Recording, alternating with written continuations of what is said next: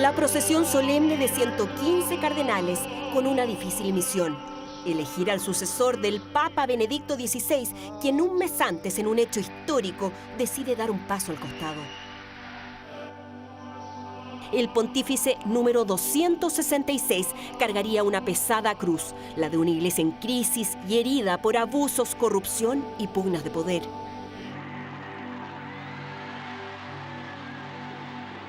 Tras 25 horas de cónclave, el humo blanco sale desde la Capilla Sixtina.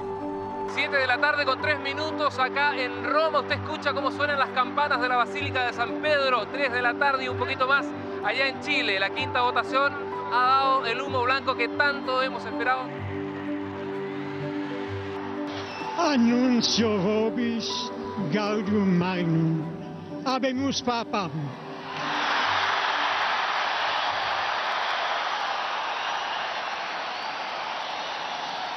Eminentissimum ac reverendissimum Dominum Georgium Marium, Sancte Romane Ecclesiae Cardinalem Bergoglio, qui sibi nomen imposuit Franciscum. ¡Argentina! ¡Argentina! Estamos sorprendidos. Nos ha dejado boquiabiertos. Sorpresa mundial, el cardenal argentino de 76 años no figura entre los favoritos, pero 90 votos de sus pares lo convierten en el primer papa latinoamericano en la historia de la Iglesia Católica.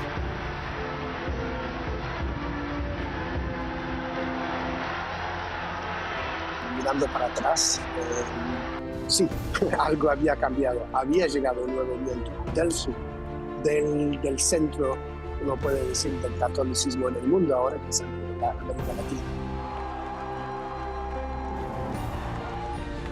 Fratelli e sorelle, buonasera.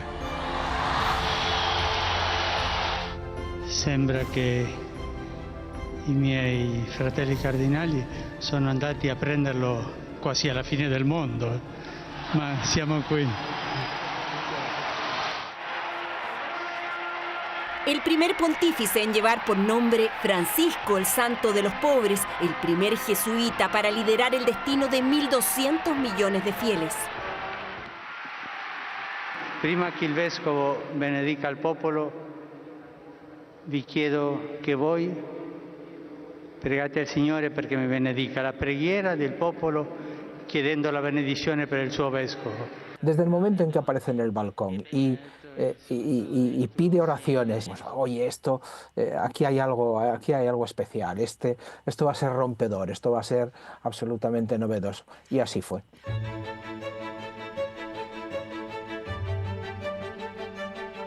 Jorge Mario Bergoglio Sivori nace en el seno de una sencilla familia de inmigrantes italianos. Su padre, empleado ferroviario, su madre, dueña de casa. Se diploma como técnico químico, pero su vocación lo lleva al sacerdocio y a la compañía de Jesús. En marzo de 1960, Jorge Mario Bergoglio pisó por primera vez suelo chileno. Tenía 24 años y aquí, en la Casa Loyola de la Compañía de Jesús, cursó durante un año lo que se conoce como juniorado, etapa de formación jesuita dedicada a los estudios humanísticos.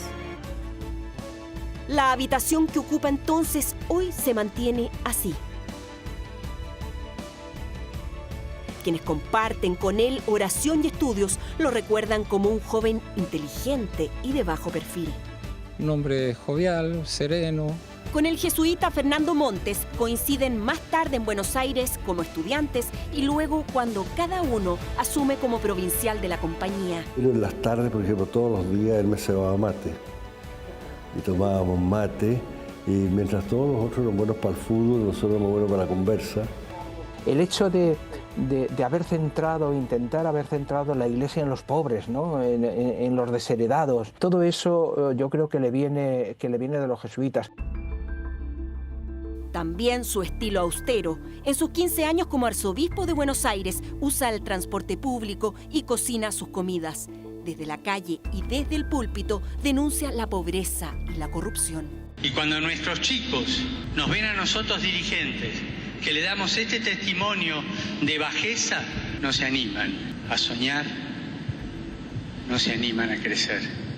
El 2001, Juan Pablo II lo crea cardenal. 4 años después, el nombre del arzobispo de Buenos Aires se acerca en votos al de Joseph Ratzinger, el Papa Benedicto XVI, de quien tras su renuncia el 2013 se convierte en sucesor.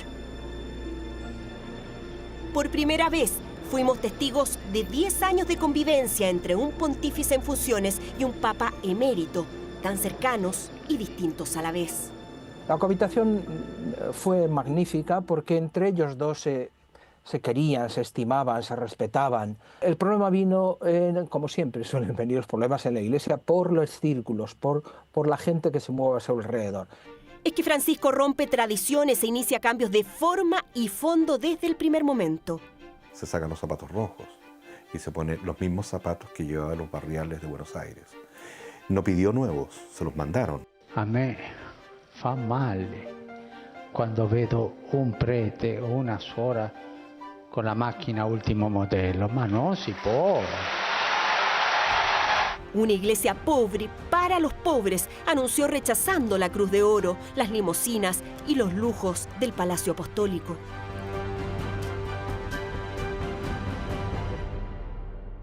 Decía que un buen pastor debía tener el olor de sus ovejas. Así lo demostraba, besando los pies de los presos y llevando el mensaje de Jesús a los más débiles y desplazados. Si una persona es gay e cerca il Signore y a buena voluntad, ma chi sono io per giudicarla? El Papa Francisco cambió no solo cambió la forma de ser Papa y cambió el estilo de ser Papa. Se notaba en todo. Para él los gestos fueron auténticas encíclicas.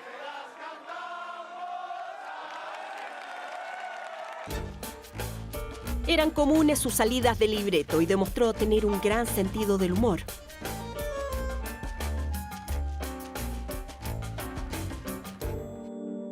Déjalo, si quieres jugar acá, déjalo. Es argentino, indisciplinato. ¡Cumbia, papá!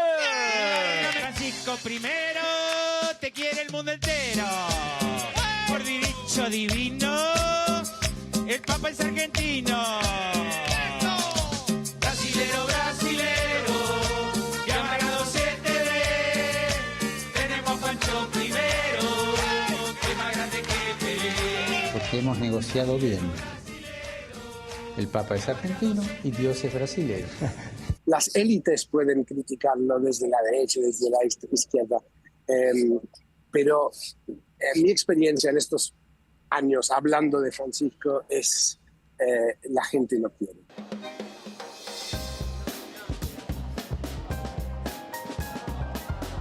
Así, el hincha de San Lorenzo, que nunca abandonó el mate y su gusto por el tango, fue sumando popularidad no solo entre los católicos.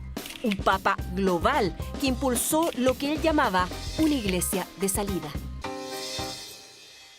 Francisco estaba convencido de que la Iglesia tiene que cambiar radicalmente si quiere conectar otra vez con la sociedad actual. Acogió a los católicos divorciados, perdonó a quienes han abortado y apoyó la unión civil de parejas del mismo sexo.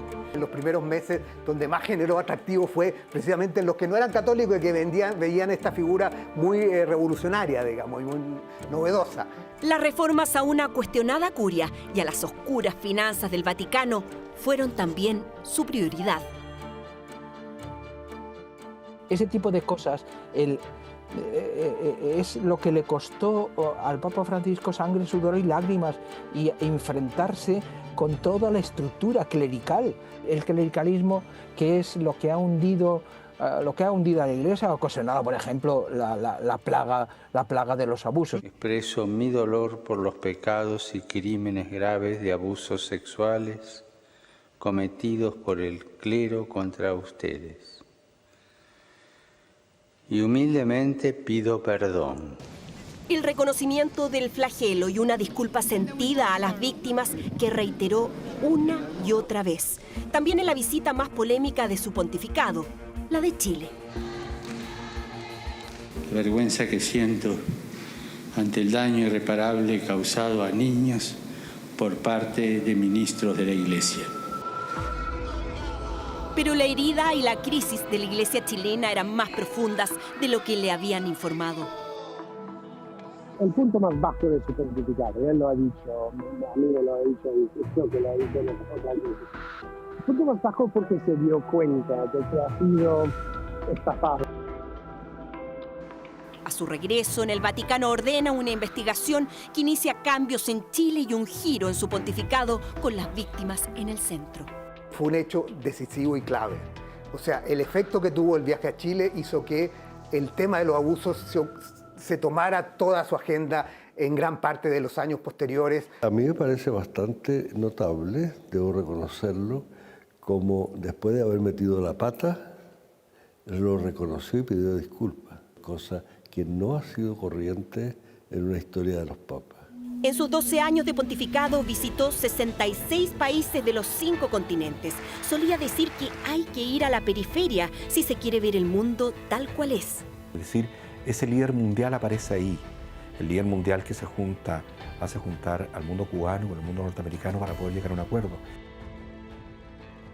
Es un proceso, es un signo de la victoria de la cultura del encuentro. Se ofreció y actuó como mediador entre Israel y Palestina, criticó el llamado capitalismo salvaje y su encíclica Laudato Si fue la primera de este tipo en la historia eclesial. Nuestra casa si sta rovinando e ciò danneggia tutti, specialmente i più poveri. Y se enfrentó en el último tiempo incluso con el gobierno de Trump sobre el tema de migración, y en eso fue muy duro, digamos. Una persona che pensa soltanto in fare muri, sia dove sia, e non fare ponti, non è cristiano. En los últimos años, la guerra en distintos puntos del planeta fue la principal causa de sus desvelos.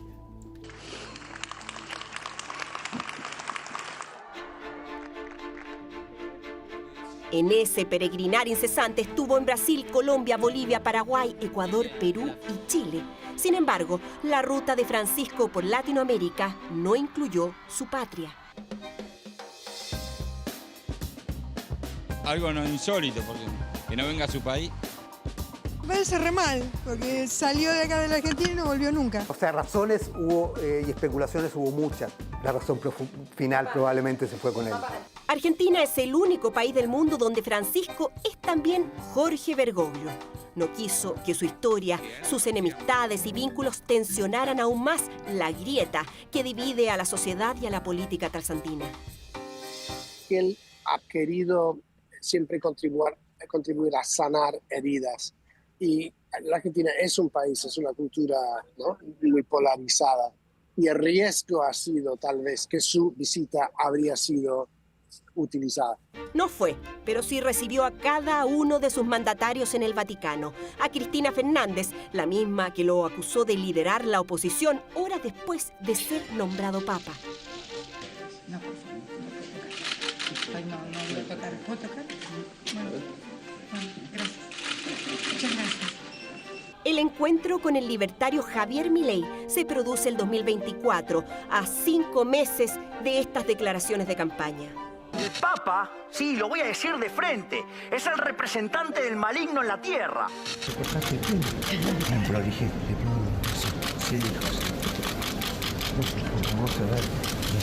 Gracias por venir. También como pendientes de su pontificado quedaron un mayor protagonismo de la mujer en la iglesia, la participación de los laicos y el celibato de los sacerdotes. Abrió la discusión, pero no logró avanzar. Por lo tanto, depende de dónde se mire. Algunos dirán que se avanzó mucho, otros dirán que se avanzó poco, pero sí claramente marcó un cambio sobre el foco que la iglesia tiene que tener. Sí sacudió a una iglesia en crisis para hacerla más democrática, transparente, austera, inclusiva, cercana. Fue un hombre que tuvo que tener la fortaleza suficiente para poder enfrentarse a los lobos dentro de la iglesia. Tuvo que tener la fortaleza para poder decirle a sus hermanos que fueron abusadores. y que tuvo que tener la fortaleza también de decirle a otros que si la iglesia continúa como está, sacaba a la iglesia. En enero de este año, el Papa dio a conocer su autobiografía Esperanza, la primera de un pontífice en la historia de la Iglesia Católica. Una publicación que en un inicio estaba prevista como obra póstuma, pero cuyo mensaje y legado Francisco optó por compartir en sus últimos meses de vida.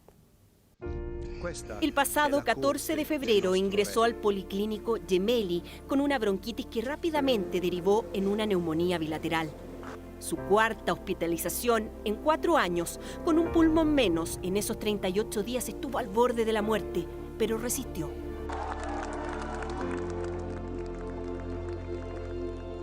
Convaleciente, no temió mostrarse frágil, humano. En lo que fue su última Pascua, compartió en la cárcel con los presos y con los fieles el mensaje de la resurrección de Jesucristo. Buena Pascua.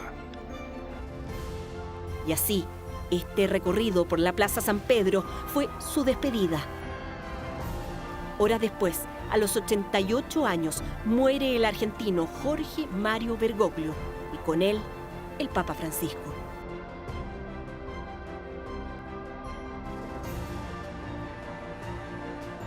Una iglesia en salida.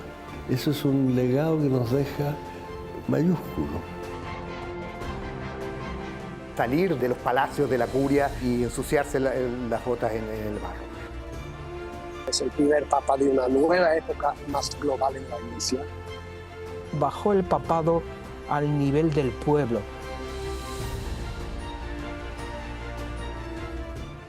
El principal legado del Papa Francisco es que fue Francisco.